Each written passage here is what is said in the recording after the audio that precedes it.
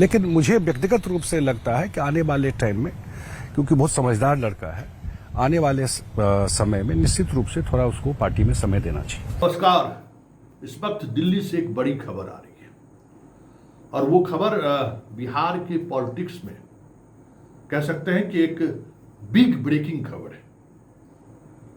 खबर ये है कि संजय झा एक टीवी चैनल को औपचारिक बातचीत में उन्होंने बड़ी बात कह डाली है।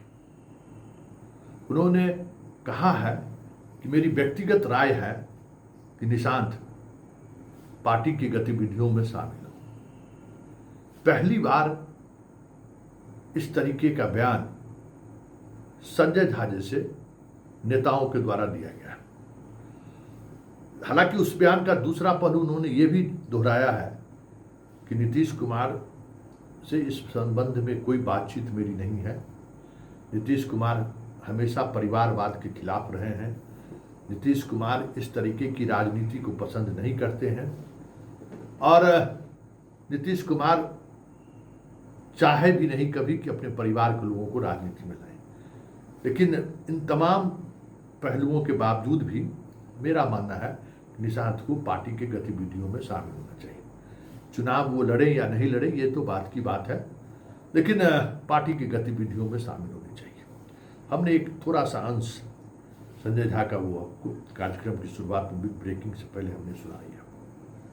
लेकिन बड़ा सवाल है, आज संडे है और संजय झा जिस तरीके से बयान दिए हैं जिस चैनल को, वो आप देख सकते हैं कि बहुत ही हड़बड़ी में दिया गया बयान है। हड़बड़ी में मतलब इस सेंस है कि मौसमी सिंह लोगों तक नहीं लगा पाई हैं कि हम लोगों लगा के बात कर सकें। मतलब एकदम अनौपचारिक तौर पर बुलाए हो या अनौपचारिक तौर पर पास कहीं हो, वो आ गई और सवाल पूछ दी और जवाब दे दिए।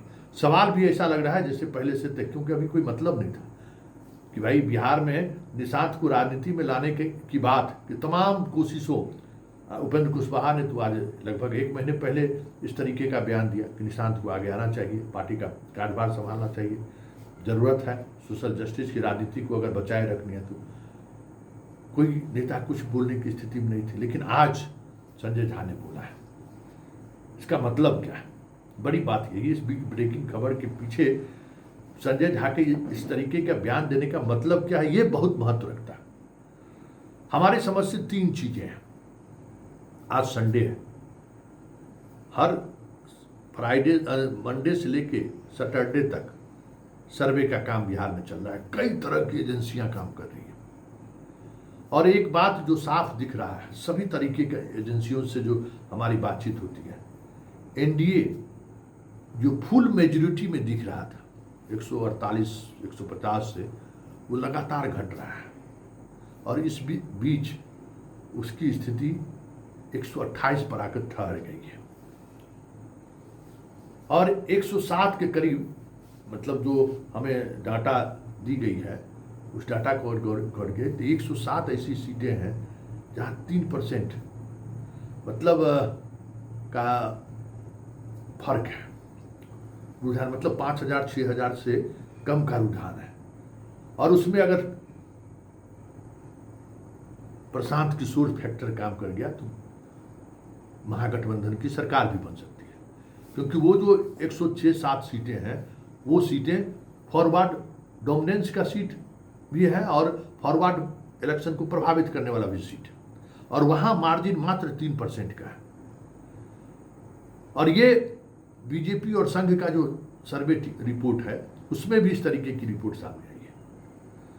मतलब आज सुबह वो सर्वे रिपोर्ट आई है, जो सर्वे रिपोर्ट 148 से घटकर 128 पर आ गया एनडीए का। इसकी वजह क्या है? कहीं न कहीं इस पर मंथन तो बीजेपी नहीं की है, क्योंकि कल जो प्रधानमंत्री आए थे परसों, उस दौरान जिस तरीके से नीतीश कुमार की तारीफ कर रहे थे, नीतीश कुमार के बच्चों की तरह घुमा रहे थे और करेक्ट करने की कोशिश कर रहे थे, उसी दिन से हमें लग गया कि कुछ न कुछ चीजें चल रही हैं बिहार में। तो हमें लगता है कि पहली बात तो ये है कि ये बात कि नीतीश के बीमार होने की का लाभ तेजस्वी उठा सकता है।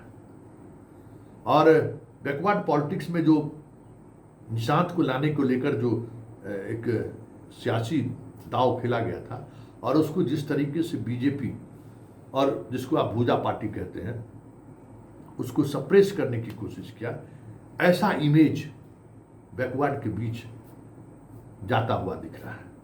मतलब कि भूजा पार्टी, ललन सिंह हो, विजय चौधरी हो, चाहे संजय झा, ये लोग चाहते हैं कि निशांत राजनीति में नहीं है। ऐसा माहौल या ऐसी नैरेटिव जदयू के अंदर के ही जो बैकवर्ड पॉलिटिक्स करने वाले लोग हैं वो बना रहे हैं और इसका असर वोटर पर पड़ रहा है, ऐसा सर्वे रिपोर्ट में है। ये अलग बात है कि निशांत की राजनीति में आने से बीजेपी की जो इच्छा है कि हम तुरंत बिहार पर कब्जा करें, उसमें थोड़ा वक्त लग सकता है। लेकिन निशांत के आने के बाद सीधे सीधे तौर पर आप नीतीश को खारिज नहीं कर सकते, परिणाम जो भी हो, क्योंकि इस स्थिति में भी नीतीश मजबूत दिख रहे हैं।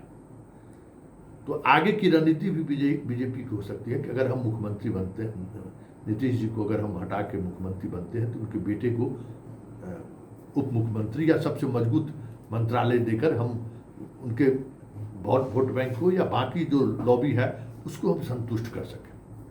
एक तो ये चीज़ें बीजेपी के अंदर चलनी शुरू हुई है कि कम से कम बीजेपी की सरकार बन जाएगी, भले हम इसके लिए हमें निशांत को बड़ी जिम्मेवारी देने, निशांत को राजनीति में स्टेब्लिश करना पड़े, क्यों न करना पड़े, क्योंकि नीतीश के बगैर संभव नहीं है। एक बड़ा मैसेज ये भी है।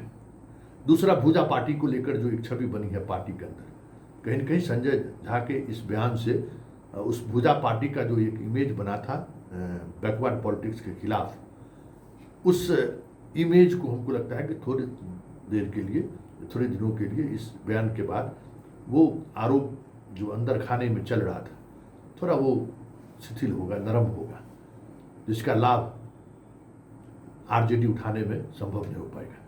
इन लोगों की रणनीति ये है।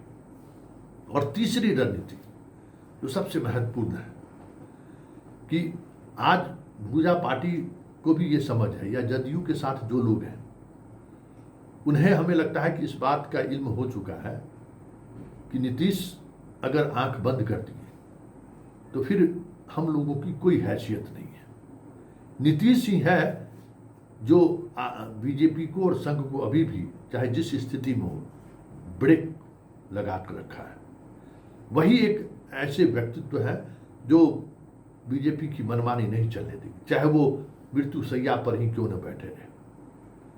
तो ये जो चीज है वो संजय झा को, हमें लगता है कि पिछले 1-2 महीने से जो राजनीति हुई है, जब बात आने शुरू हो गई है कि नीतीश कुमार अब उस स्थिति में नहीं है, ब्यूरोक्रेसी बेलगाम हो चुका है, बीजेपी की मनमानी बढ़ गई है, डीजीपी से लेकर चीफ सेक्रेटरी से लेकर तमाम विभागों पर बीजेपी की पकड़ मजबूत होती जा रही है और उसका असर जदयू के नेताओं को महसूस होने लगा है।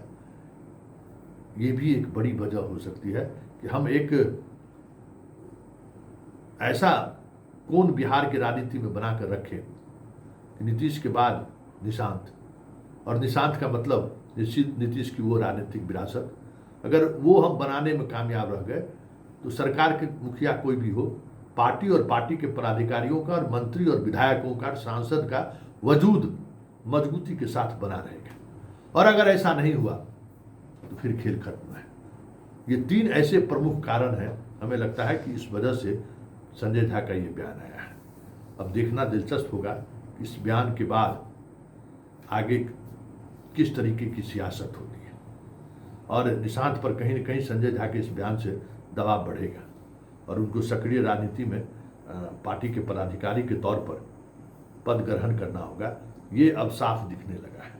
अब ये कब ऐसा होता है ये देखिए, लेकिन इतना तय हो गया कि निशांत को लेकर अब भूजा पार्टी भी इतनी समझ तो बना ली है कि नीतीश का जब तक साया है तब तक हमारी ये हैसियत ये है कि हम सीधे शाह और मोदी से मिल सकते हैं। जैसे ही ये सारा साया खत्म हुआ तो फिर हम लोगों की हैसियत